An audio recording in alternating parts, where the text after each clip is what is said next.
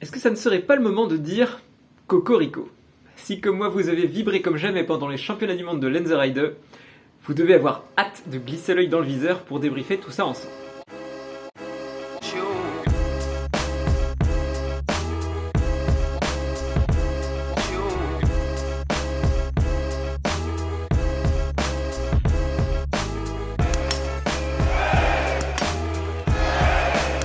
Elle est injouable! Il n'y a qu'elle pour faire ça! Vous aimez le contenu de cette chaîne? Alors n'hésitez surtout pas à lui donner plus de visibilité au travers d'un abonnement, d'un partage, d'un pouce bleu ou d'un commentaire. Ou même de tout ça à la fois. Donc vous le savez, les championnats du monde de biathlon sont à part. Ils ne comptent pas pour le classement général de la Coupe du Monde, et je me suis dit que j'allais débriefer tout ça de manière un petit peu différente également avec vous cette semaine. Je ne vais donc pas passer en revue l'ensemble des courses et leurs résultats respectifs dans le détail, mais opter pour un format de débrief un petit peu différent. On va donc partir du tableau des médailles et en tirer les enseignements pour la suite et la fin de la saison. Certains pourraient dire que j'avais un peu fait preuve de chauvinisme lors de mes pronostics d'avant-mondiaux, mais force est de constater que l'équipe de France nous a gratifié de mondiaux absolument magnifiques. Écrasant la concurrence sur quasiment toutes les courses de ces mondiaux, la France fait une moisson de médailles spectaculaires et en décrochant 13, elle égale son record sur des mondiaux. Toutes les courses à l'exception de la Mass Start Homme aura permis à l'équipe de France de remporter au moins une médaille. Et cette année, contrairement à l'année dernière, il n'aura pas fallu compter que sur l'équipe de France féminine pour pouvoir gagner des médailles. Un effort collectif donc, qui s'est soldé par une victoire sur 3 des relais et une deuxième place sur le relais messieurs. Du très grand art, et nos biathlètes de l'équipe de France pourront être heureux de la copie globale rendue collectivement. À titre personnel, les résultats sont plus mitigés, nous y reviendrons dans la suite de cette vidéo. La Norvège occupe la deuxième place du classement par nation grâce notamment à un Johannes Bö de gala et de belles performances par équipe sur les relais malgré quelques ratés également. Je pense notamment au tout premier relais de ces championnats du monde qui s'est soldé par une décevante 4e place pour entamer ces mondiaux. Mais la victoire sur le relais masculin et les 2 deuxièmes places sur les 2 autres relais de ces mondiaux ont relevé le niveau. En 3e et 4e place de ce classement par nation, on retrouve la Suède qui ne devance l'Allemagne que grâce à une petite médaille d'argent de différence en plus, mais une médaille totale de moins que l'équipe germanique. Ces 2 nations peuvent dire merci à leur équipe féminine, surtout la Suède, et notamment à leurs leaders Elvira Öberg et Franziska Preuss. Sans elles, la moisson de médailles aurait été bien moins belle.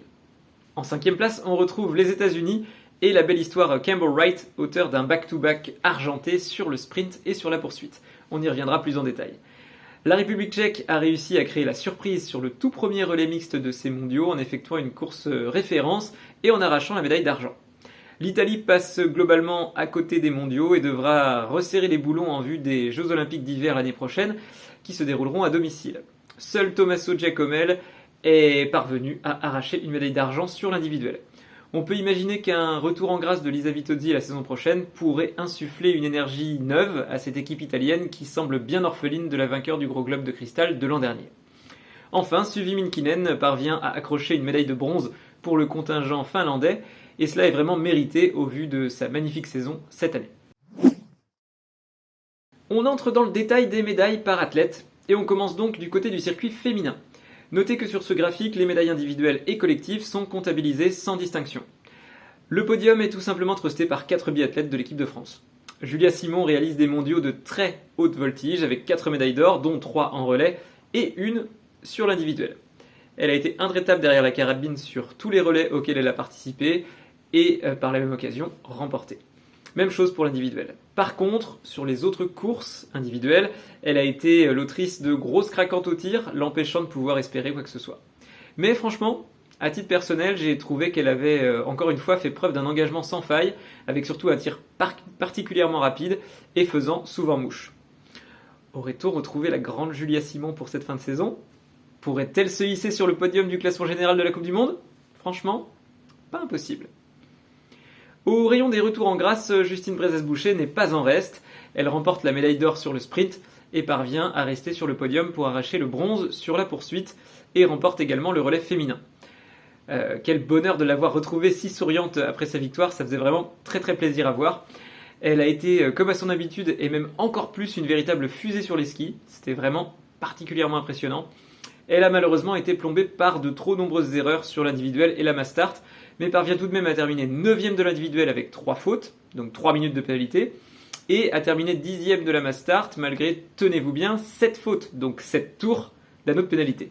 Donc en résumé, une Justine qui a retrouvé le sourire, mais qui, à mon sens, reste dans la lignée de ce qu'elle a produit depuis le début de cette saison, à savoir des coups d'éclat, dès qu'elle est impériale au tir, car elle peut compter sur une vitesse à ski supersonique, mais malheureusement, ces problèmes récurrents au tir peuvent ressurgir à tout moment.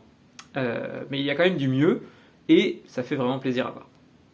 Lou Jean Monod présente le même total de médailles que Justine Brezas-Boucher, mais elle n'a pas brillé sur les courses individuelles. Elle ne parvient en effet à décrocher qu'une médaille de bronze sur l'individuel, justement.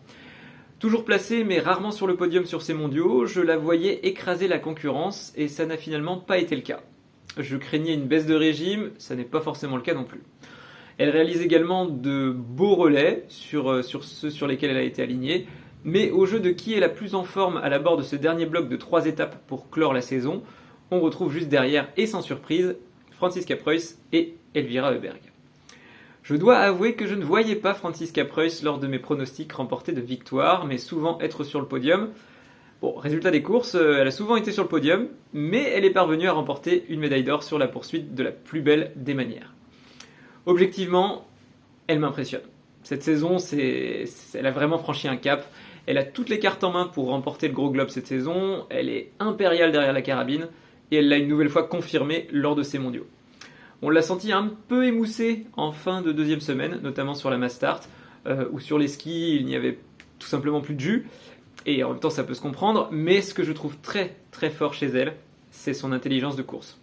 Alors ce n'est pas toujours spectaculaire, ça implique souvent de la voir calée sur le porte-bagages d'autres biathlètes pour fournir un minimum d'efforts, mais ça paye, car sur le pas de tir, c'est très souvent elle qui s'en sort le mieux. Alors à la sortie de ces mondiaux, elle consolide à mes yeux son statut de leader et de favorite pour la victoire finale face à Lou Jean Monod. Elvira Heuberg, quant à elle, devait sans doute s'attendre à mieux sur ces mondiaux. Malgré son impasse sur l'étape d'Antols, la condamnant quasiment à coup sûr pour la lutte à la victoire finale pour le gros globe, elle n'a pas réussi à surperformer sur ces mondiaux. Je l'ai même trouvé un peu moins bien sur les skis par rapport au reste de la saison. Difficile donc d'imaginer qu'elle puisse lutter pour le gros globe. Et puis parmi les 3 biathlètes à la lutte pour le dossard bleu au général, nous avons Océane Michelon, Célina Grotian et Jeanne Richard. La première, alignée pour le relais féminin, a fait sa part du boulot comme tout le reste de l'équipe pour remporter l'or, et elle réalise une magnifique course sur la mass start et devient vice-championne du monde derrière Elvira Heuberg. Sa joie au moment de franchir la ligne d'arrivée était vraiment très communicative, c'est un moment que j'ai vraiment beaucoup apprécié. Célina Grotian, quant à elle, ne parvient qu'à décrocher une médaille de bronze sur le relais mixte, et Jeanne Richard a vécu des mondiaux quand même assez compliqués. Pas en rythme sur les skis et loin de ses standards exceptionnels au tir depuis le début de la saison, ces mondiaux seront plutôt à oublier pour elle. Elle repart de Suisse avec aucune breloque autour du cou, mais elle sera bien toujours porteuse du dossard bleu sur la prochaine étape de Coupe du Monde, de quoi promettre de gros combats entre les 2 copines françaises pour l'obtention de ce titre de meilleure jeune. J'ajouterai juste un dernier mot sur Ingrid Tendrevold qui malheureusement n'y est pas cette saison. Elle plombe le relais norvégien sur le relais mixte, elle est passée inaperçue sur les courses individuelles et ne doit sa médaille d'argent sur le relais féminin que grâce à ses coéquipières, car elle est allée tourner sur l'anneau de pénalité. C'est triste car c'est une biathlète que j'adore personnellement, et j'espère qu'elle parviendra à redresser la barre la saison prochaine, car cette saison est véritablement un calvaire. Par contre, des performances en dessous des attentes ne justifient en rien les insultes qui ont été proférées à son encontre sur les réseaux sociaux. Cette biathlète reste l'un des exemples de sportivité et devrait au contraire être encouragée dans les moments difficiles. Alors go Ingrid! On passe du côté du circuit messieurs, où c'était bien sûr les derniers mondiaux des frères Beu. Tarrier n'a pu remporter qu'une médaille sur le relais masculin, mais son petit frère Johannes a une nouvelle fois prouvé qu'il était un immense champion, peut-être même le meilleur de tous les temps, le GOAT de la discipline comme on dit. Il ne lui manque plus beaucoup de victoires pour dépasser la légende Ole Einar Bjørndalen et a d'ores et déjà explosé le record du plus grand nombre de titres de champion du monde. Il réalise une moisson de médailles impressionnante, 5, dont 3 en or, 1 en argent et 1 en bronze. Bien qu'étant 2e au classement général de la Coupe du Monde en ce moment, sur ces championnats du monde, le patron, c'était bien lui. Et sur la light grade peut avoir du souci à se faire, car la lutte pour le gros globe va être âpre jusqu'au terme de cette saison. Le King Beu va vouloir partir par la grande porte et ne laissera rien de facile pour celui qui pourrait déjà être vu comme son successeur. Sur la light red n'obtient qu'une médaille d'argent à titre individuel sur la mass start et l'or avec ses coéquipiers sur le relais messieurs. Souvent placé mais rarement sur le podium, il signe des mondiaux moyens et va devoir être sous un meilleur jour s'il veut espérer rafler le gros globe sous l'ère Johannes Bö. Un challenge de taille, pas impossible, mais plutôt ardu. La retraite des frères Bö en fin de saison, on le sait, va donner de l'air aux autres biathlètes norvégiens, mais parmi eux, seul Endre Strømsheim a marqué les esprits sur ces mondiaux. Il signe un dernier week-end en or, avec la victoire en équipe samedi sur le relais homme et la victoire dimanche sur la mass start. Les autres Norvégiens que sont Vebjørn Sørum ou encore Martin Uldal ont été plus que transparents. C'est Johannes Dalle qui doit avoir les crocs en ce moment en vue de la saison prochaine. Ça sera intéressant de suivre tout ça. Côté français, Éric Perrault prouve qu'il fait partie des grands. Il remporte notamment la médaille d'or sur l'individuel, à laquelle viennent s'ajouter 3 autres médailles des 3 métaux différents, ce qui fait de lui le deuxième biathlète au tableau des médailles sur ces mondiaux. Lui qui aspire à devenir le meilleur biathlète du monde, lui qui le dit haut et fort, sans prétention et toujours avec beaucoup d'humilité malgré l'objectif que cela représente, est tranquillement en train de prouver à tous qu'il pourrait bien être un client pour la victoire du Gros Globe, et ce dès l'année prochaine. Rappelons qu'il est en ce moment 3e du général, et que ça ne veut pas rien dire. Bref, pour moi, Eric, déjà dès cette année, a franchi un palier considérable, mais je pense que l'an prochain, ça risque d'être assez impressionnant. Quentin Fillon-Maillet avait été déçu et même fâché contre le staff de ne pas avoir été sélectionné sur le relais mixte. Piqué au vif, le Jurassien a réalisé de très beaux mondiaux en empochant 4 médailles. Voilà de quoi redorer une saison qui allait déjà dans le bon sens, comparativement aux années passées, mais qui peut en tout cas conduire à de grands espoirs de médailles pour les Jeux Olympiques de l'année prochaine. Quentin Fillon-Maillet, sur les courses d'un jour, c'est à mes yeux toujours un gros client. Alors bravo à lui. Les frères Claude emportent une médaille d'argent avec eux au terme de ces mondiaux sur le relais masculin et Émilien Jacquelin l'or sur le relais mixte. Émilien Jacquelin justement je trouve est retombé dans ses travers. Il est passé à côté de ces mondiaux, je l'ai trouvé peu impliqué, il a souvent semblé désabusé et détaché de l'enjeu.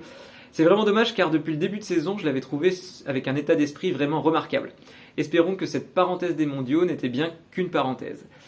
Et puis au rayon des belles histoires de ces mondiaux, nous avons Campbell Wright, le néo-zélandais naturalisé américain, nous a fait rêver. 2 fois 2e sur le sprint et sur la poursuite, il a aussi réalisé des relais fantastiques dans les courses par équipe. Le porteur du maillot du meilleur jeune allait dans longue et cette saison dans sa globalité a été le théâtre d'une énorme progression pour lui.